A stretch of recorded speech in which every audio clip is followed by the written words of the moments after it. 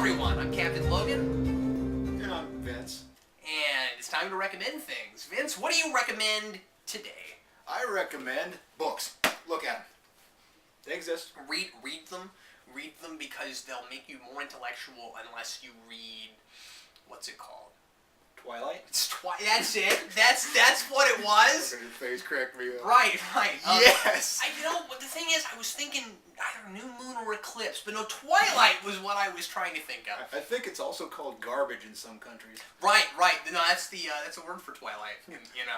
But still, Garbage the Band is pretty decent. In South Awesomeville. South Awesomeville. Where they only have good taste. Right, where they only have good taste and the word for Twilight. So what do we got? Alrighty. Here's what we're actually recommending. What are we recommending today? This is a Marvel Universe role-playing game. And this is the main book. Look for the one with Spidey on it. In fact, Ultimate Spidey, pictured by Mark Waringo? No, wait. Mark Bagley. That's who did that picture. Easier to pronounce.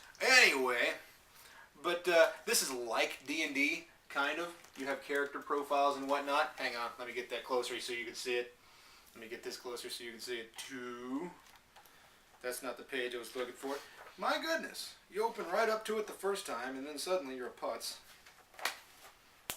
I hate being dumb. There we go. See that? Character profiles. Yeah, it's a terrific game. You don't use dice. You don't need at all. You don't use dice at all. And they have character sheets in the back, and you can tear them out. They're double-sided. How does it work without dice?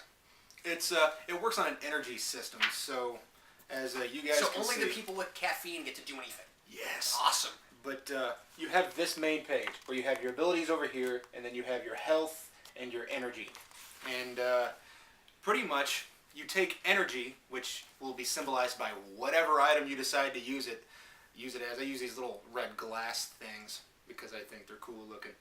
And then you will take those and you'll move them onto another part of your sheet where you have all of your superpowers listed. And you'll say, so instead of saying Spider-Man's going to swing across the street, I roll to see if he makes it. Well, apparently Spider-Man dies because he rolled a 1. But, or at least falls headfirst into a dumpster. Get it? But Spider-Man 2, his powers didn't work and he hit a dumpster. I got it. Okay. Couldn't tell if you were being serious or not. Well, obviously I couldn't. That's my superpower. But so in this one you go, okay, I know it's not going to take much to swing over there, so I'm going to go 1, 2 energy, whatever it takes, and you make it over to the other building. In fact, I started playing this. I bought these books on a whim. I went, ooh, Marvel Universe role-playing game? Let's see what that's like. Read through it, figured out how to do it. So you were like the consummate fanboy where you said, oh look, Spider-Man's on something, I should buy that. Ironically, yes. In contrast to absolutely everything else that I buy. I have a list of things that I buy. I don't deviate from this list unless it's really awesome looking to me. And I found that and went, I'm going to get it. Well, I'm glad it didn't suck, Vince. Yeah, me too. That would have been a pain in the butt.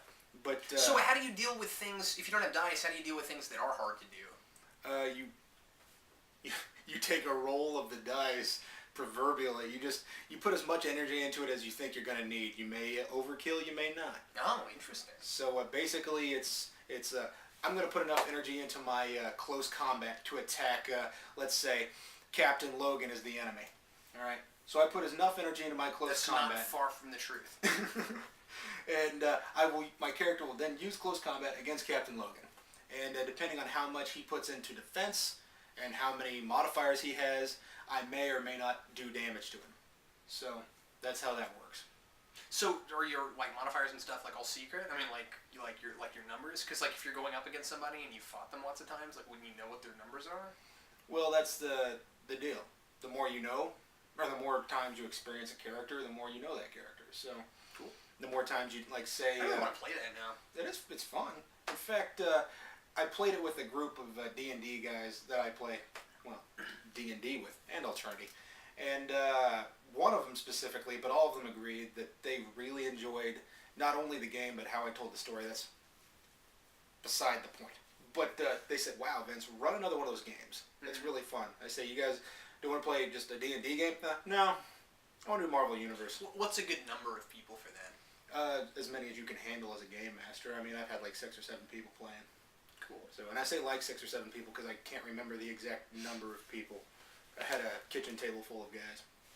Well, today I'm going to recommend the Batmobile Owner's Manual. That's cool. Have you seen this? No.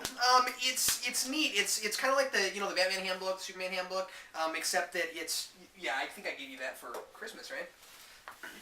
That's fun. Maybe someday we'll recommend that one too. But right now we're going to talk about this. And I've only briefly looked at this. I haven't read it all the way through. Of course, it's not really a cover-to-cover kind of read. It's an owner's manual. But mostly what it is pretty pictures of the Batmobile and parts of the Batmobile, and it shows you what all of them are supposed to be and that sort of thing. And it's clever and fun-looking, and it has neat pop-out things like these books sometimes have, and pop-up kind of things. And look, there's just a picture of the wheels and what they do. And then in the back, there's a neat list of all the Batmobiles from all the various time periods of Batman continuity and things like that. So it's a quick, fun kind of read. So which Batmobile would you say that this manual is based off of?